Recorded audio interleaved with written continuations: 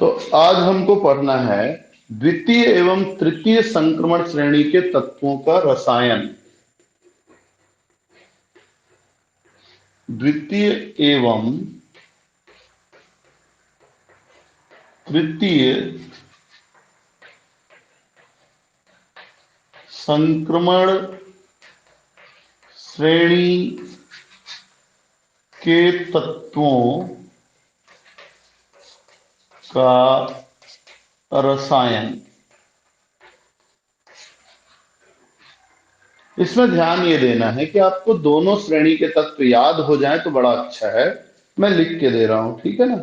तो द्वितीय श्रेणी में कौन कौन से तत्व हैं?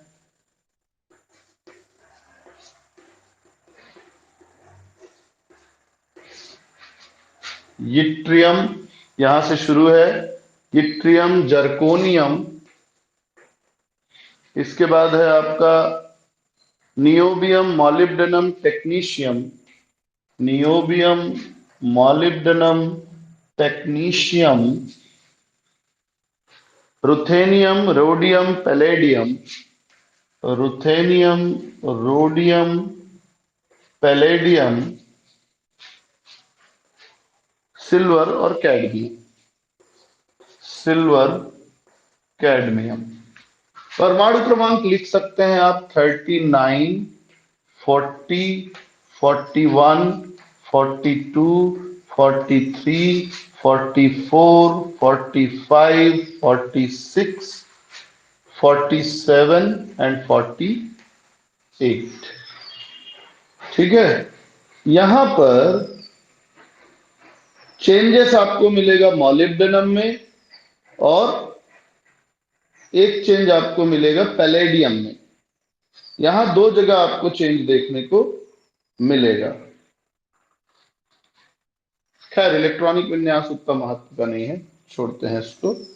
फिर आते हैं तृतीय संक्रमण श्रेणी। तृतीय श्रेणी में कौन कौन से तत्व हैं हमारे पास? तृतीय में है lanthanum, hafnium, tantalum. Lanthanum, hafnium, tantalum, tungsten, rhenium, osmium. Tungsten, rhenium, osmium, iridium, platinum, aureum. Iridium, platinum, aureum और मरकरी। ठीक है। एटॉमिक नंबर शुरू होता है 57 से, फिर यहां 14 का गैप है। इसके बाद आता है 72 से। 73, 74, 75, 76, 77, 78, 79, 80। ठीक है। इनमें आप देखो कि इनका सामान्य इलेक्ट्रॉनिक विन्यास क्या है। तो सिंपल इसका अगर हम देखें तो ये है 5s 1 या 2, वैसे 0 भी है, 0 to 2, और 4d 1 to 10। यहां 6s है, ठीक है। 6s 0 to 2 है, 1 to 2 है, और 5d 1 से 10 है। ये तत्व आपको पता होना चाहिए। इसके बाद बारी आती है, हम इनके गुणों की तुलना करेंगे, क्योंकि दो श्रेणियां एक साथ पढ़नी है आपको। तो हम इनके गुणों की तुलना करेंगे और प्रथम वाले से भी थोड़ा थोड़ा तुलना करेंगे। सबसे पहले पढ़ेंगे आयनिक त्रिज्या।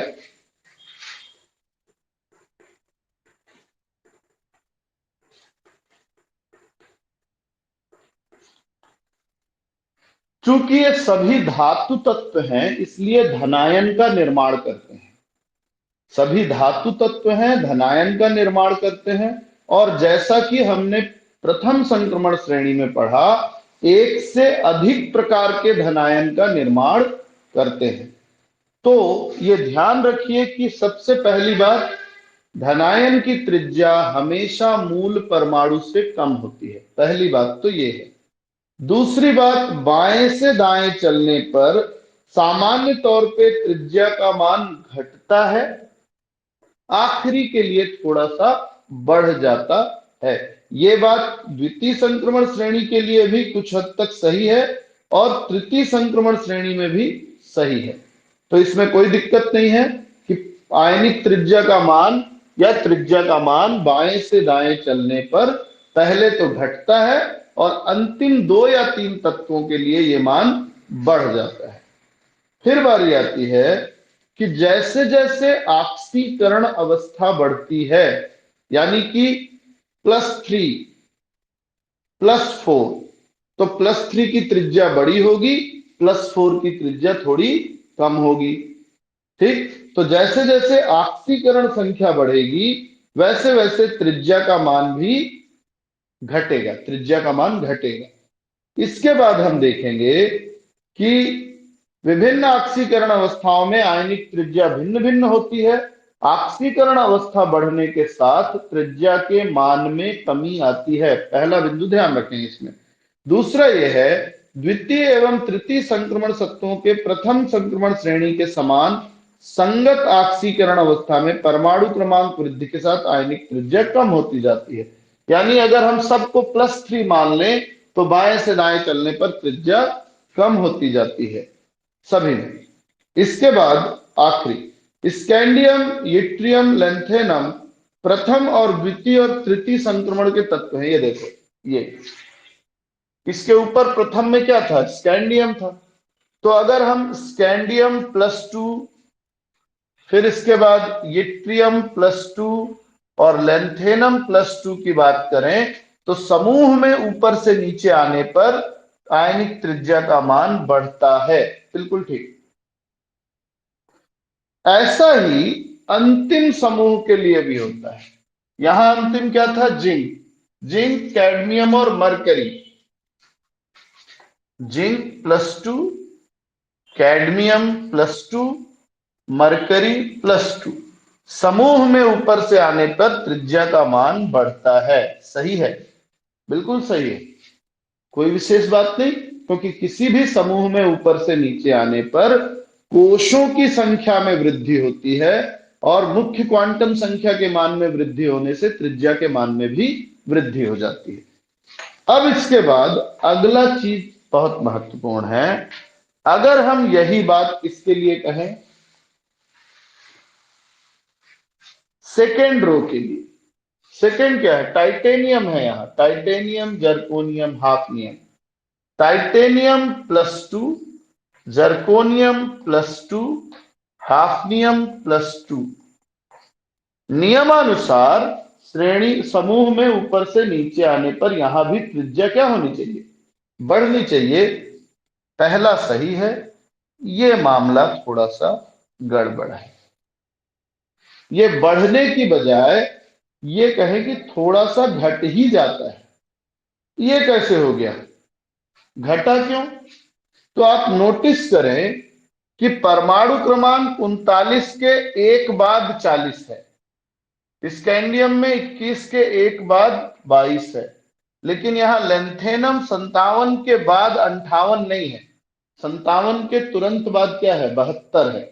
इसका मतलब यह है तृतीय संक्रमण श्रेणी में लेंथेनम और हाफनियम के बीच लेंथेनाइड तत्व पाए जाते हैं।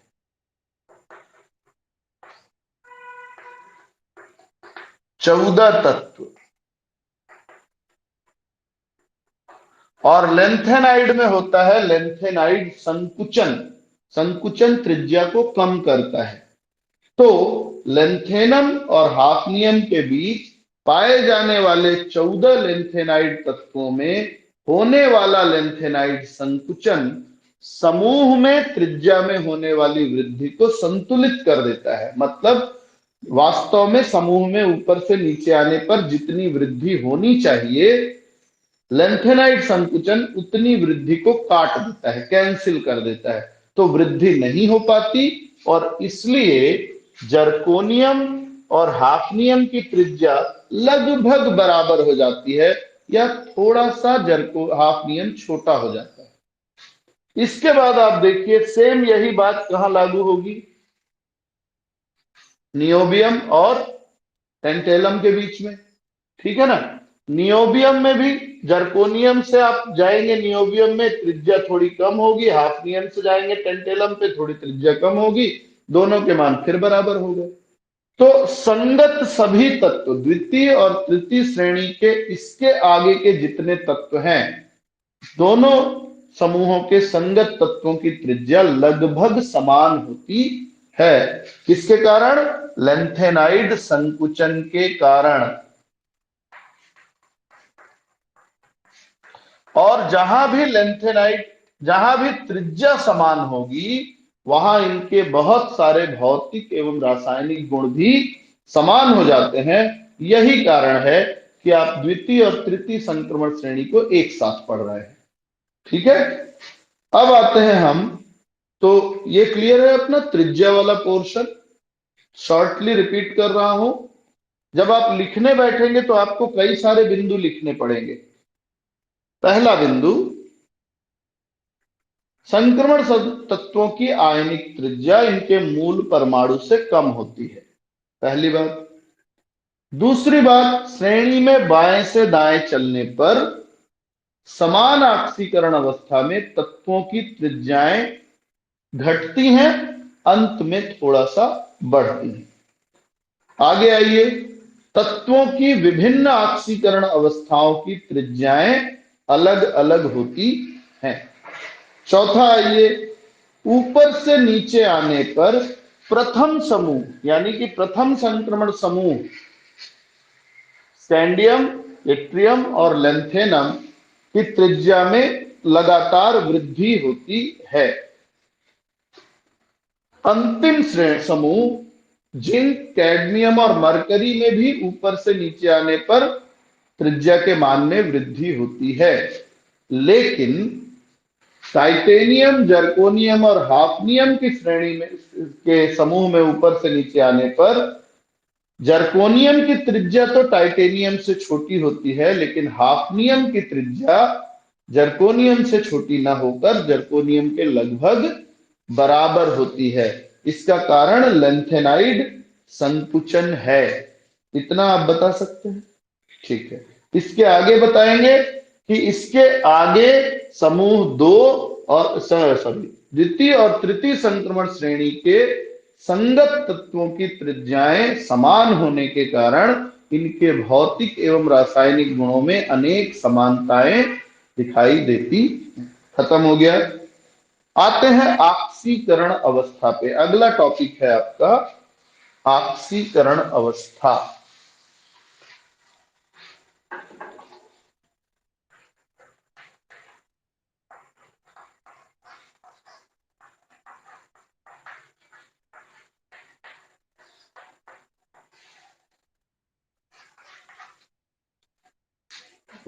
तो जैसा कि हम जानते हैं कि समूह एक में सभी तत्व अनेक ऑक्सीकरण अवस्थाएं दर्शाते हैं, इसी तरह से द्वितीय और तृतीय संक्रमण श्रेणी के तत्व भी अनेक ऑक्सीकरण अवस्थाएं दर्शाते हैं, कारण सेम है। आते हैं नेक्स्ट चीज पे। अब कुछ बातों में अंतर है। क्या अंतर है? पहला, प्रथम संक्रमण श्रेणी के तत्व की उच्चतम ऑक्सीकरण अवस्था थी +7, जो कौन दर्शा रहा था? मैंगनीज। द्वितीय और तृतीय संक्रमण श्रेणी के तत्व एक कदम आगे जाके +8 भी दर्शाते हैं। तो द्वितीय एवं तृतीय संक्रमण श्रेणी के कुछ तत्व जिसमें रुथेनियम और ऑस्मियम है, रुथेनियम और ऑस्मियम, ये +8 ऑक्सीकरण अवस्था भी प्रदर्शित करते हैं। पहला है ना, 2 पॉइंट हो गए अपने। तीसरा, द्वितीय एवं तृतीय संक्रमण समूह के तत्व में अगर हम देखें तो समानता क्या है? सिल्वर, गोल्ड और यहां होता है कॉपर। कॉपर, सिल्वर, गोल्ड ये +1 भी दर्शाते हैं और +2 भी दर्शाते हैं। तो कॉपर, सिल्वर, गोल्ड की बात की जाए तो ये +1 और +2 दोनों ऑक्सीकरण अवस्थाएं दर्शाते हैं। जबकि जिंक वाले में देखा जाए तो हमने ये पाया कि जिंक केवल +2 ऑक्सीकरण अवस्था दर्शाता है। बिल्कुल कैडमियम और मरकरी भी +2 दर्शाते हैं, लेकिन मरकरी +1 भी दर्शा सकता है, ये अलग है। तो तृतीय संक्रमण श्रेणी का तत्व मरकरी +1 ऑक्सीकरण अवस्था में भी स्थायी यौगिकों का निर्माण करता है। फिर इसके आगे आते हैं, प्रथम संक्रमण श्रेणी में +2 ऑक्सीकरण अवस्था सबसे सामान्य थी, सारे लोग +2 बना रहे थे।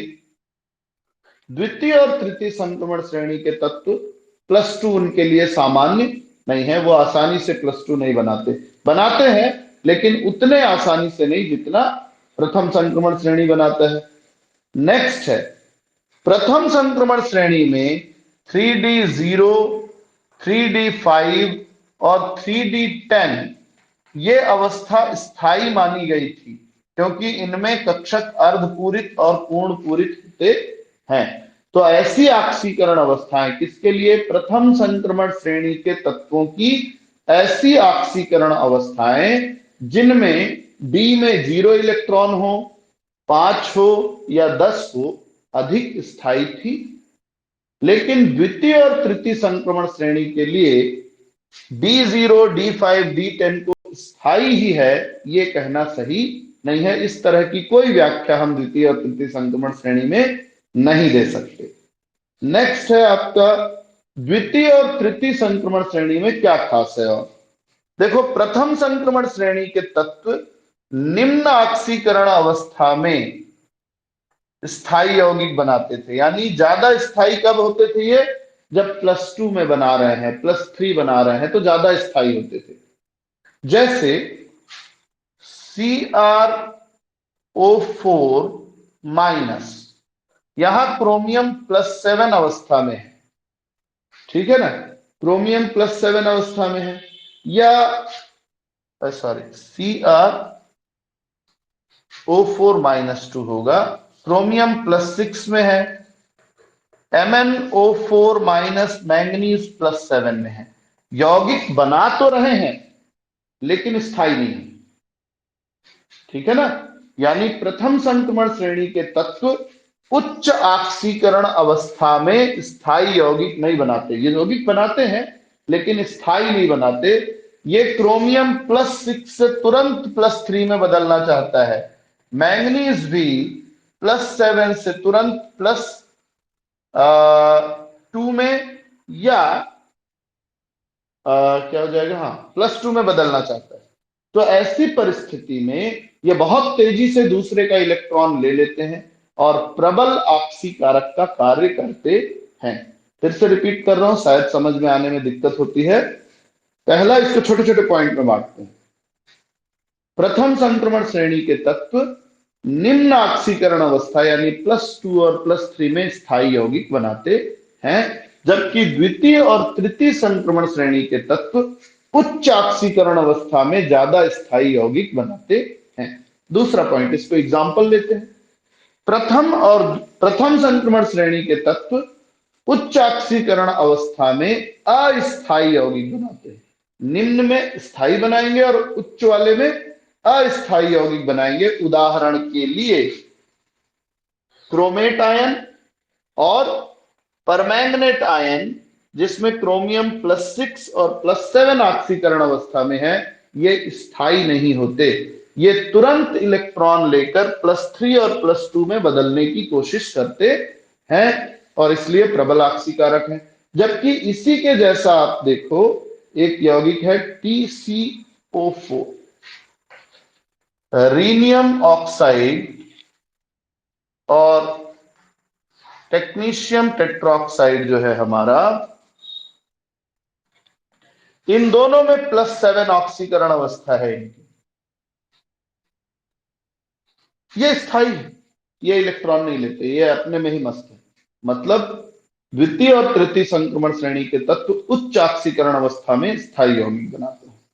नेक्स्ट पॉइंट हमारा क्या है? नेक्स्ट है द्वितीय एवं तृतीय संक्रमण श्रेणी के तत्व उच्च ऑक्सीकरण अवस्था में अधिक विद्युत ऋणात्मक तत्वों के साथ जुड़ना पसंद करते हैं। बिल्कुल ठीक। उच्च ऑक्सीकरण अवस्था बनाने के लिए यह अनिवार्य हो जाता है कि वो ताकतवर चीजों से जुड़े। तो ऐसी परिस्थिति में द्वितीय और तृतीय संक्रमण श्रेणी के जो तत्व हैं वो अधिक विद्युत ऋणात्मक तत्वों जैसे फ्लोरीन, क्लोरीन, ऑक्सीजन आदि से क्रिया करके यौगिक का निर्माण करते हैं, जबकि प्रथम संक्रमण श्रेणी के तत्व इस तरह के यौगिक नहीं बनाते। नेक्स्ट, उच्च ऑक्सीकरण अवस्था में यौगिकों के विद्युत संयोजी लक्षण कम हो जाते हैं, जबकि सहसंयोजक लक्षणों में वृद्धि हो जाती है। मतलब द्वितीय और तृतीय संक्रमण श्रेणी के तत्व जब अधिक ऑक्सीकरण अवस्था वाले यौगिकों का निर्माण करते हैं तो उनके यौगिक ज्यादा सहसंयोजक होते हैं, आयनिक प्रकृति उनमें कम हो जाती है। तो ये हुआ ऑक्सीकरण अवस्था के बारे में। मैंने करीब 8-10 पॉइंट बताए हैं, आपको 5 पॉइंट तुलना की लिखने होते हैं, जो भी आप इसको दोबारा सुन के लिख सकते हैं। फिर बारी आती है चुंबकीय गुण की।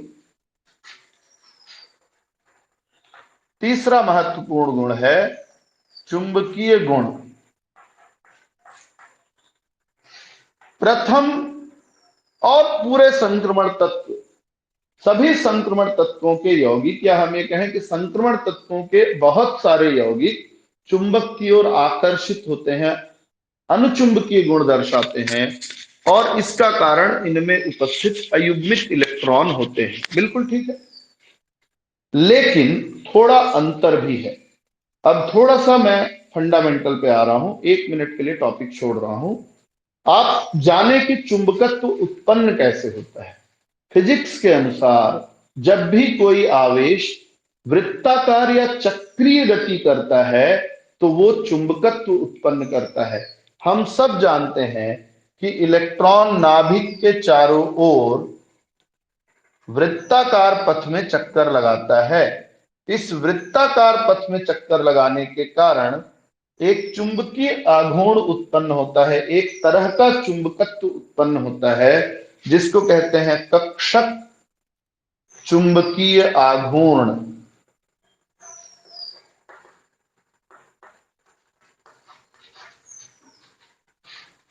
दूसरा, इलेक्ट्रॉन अपने अक्ष पर भी क्या करता है, स्पिन करता है, चक्रण करता है। इस चक्रण के कारण जो चुंबकत्व उत्पन्न होता है इसको हम कहेंगे चक्रण चुंबकीय आघूर्ण। चक्रण चुंबकीय आघूर्ण। अब बारी आती है कि कक्षक चुंबकीय आघूर्ण का जो सूत्र है वो है म्यू एस बराबर √n+2, जहां n अयुग्मित इलेक्ट्रॉनों की संख्या है, बोर मैग्नेटॉन इसकी इकाई है, और म्यू एल जो है ये कक्षक चुंबकीय आघूर्ण का सूत्र है, जहां कैपिटल एल कुल कक्षक चुंबकीय आघूर्ण का मान है। ये 2 सूत्र हो गए हमारे। प्रथम संक्रमण श्रेणी में केवल चक्रण चुंबकीय आघूर्ण की सहायता से आप कुल चुंबकत्व की गणना कर सकते हैं। ध्यान रखिए कि कुल चुंबकत्व इन दोनों के मान से मिलके बनता है।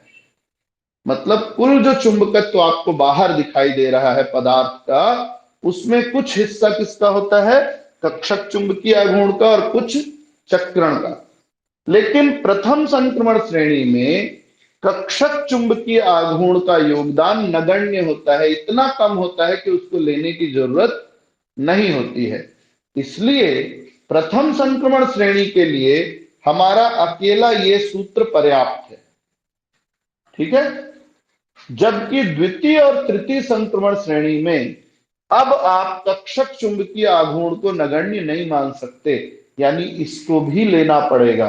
तो ऐसी स्थिति में जो कुल परिणामी चुंबकीय आघूर्ण है, इफेक्टिव म्यू इफेक्टिव, ये इन दोनों को जोड़ के निकलता है n+2 प्लस l+1। ये वाला सूत्र द्वितीय और तृतीय संक्रमण श्रेणी के लिए लागू होता है, जबकि खाली एस वाला प्रथम के लिए। तो फिर से सुन ले, प्रथम संक्रमण श्रेणी के तत्वों के लिए कक्षक चुंबकीय आघूर्ण का मान बहुत कम या क्षीण होता है, अतः कुल चुंबकीय आघूर्ण को हम चक्रण चुंबकीय आघूर्ण से दर्शा सकते हैं, जो पढ़ा चुका हूं मैं आपको।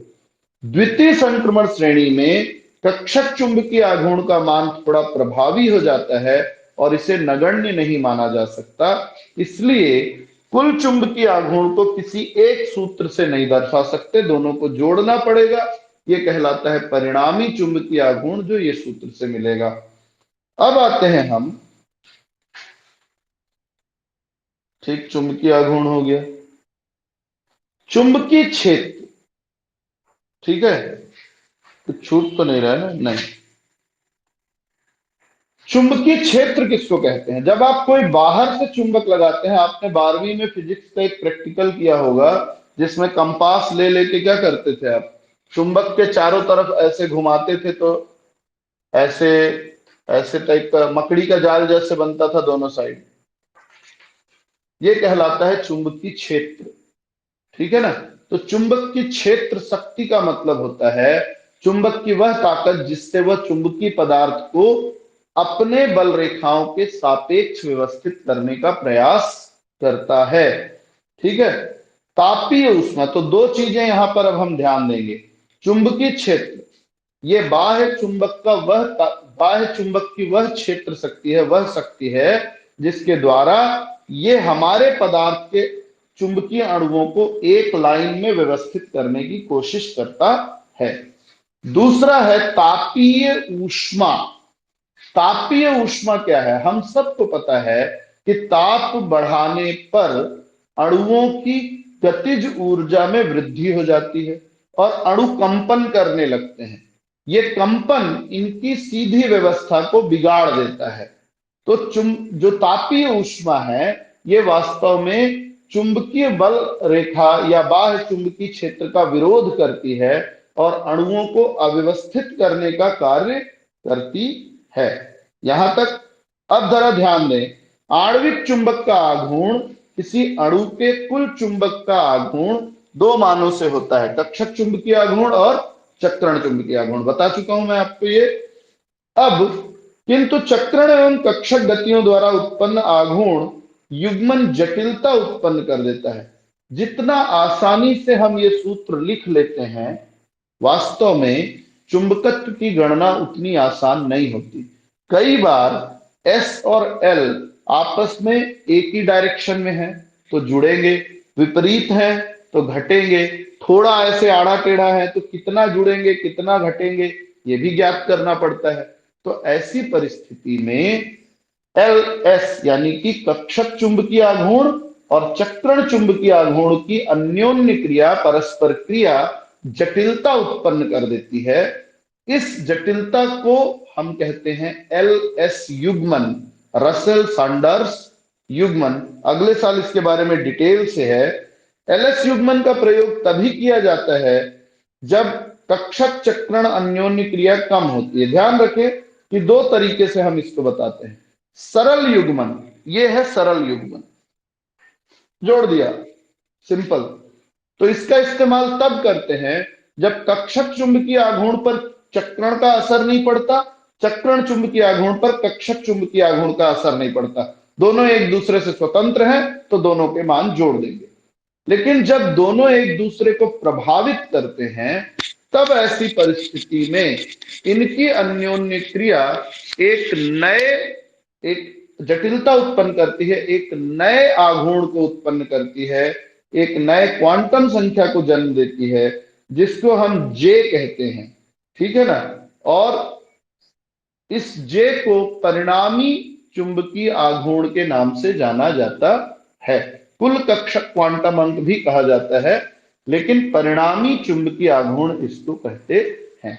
तो यहां तक, कल हम इसके आगे देखेंगे। तो आज आप इसको अच्छी तरह स्टडी कर लें, क्योंकि आपसे सीधा प्रश्न पूछता है कि प्रथम, द्वितीय और तृतीय संक्रमण श्रेणी के तत्वों की निम्नलिखित बिंदुओं पर तुलना कीजिए। आयनिक त्रिज्या, चुंबकीय आघूर्ण और ऑक्सीकरण अवस्था। तो मेनली तीनों के बारे में हमने तुलनात्मक अध्ययन कर लिया है। ठीक है, किसी को कुछ पूछना है तो पूछ ले।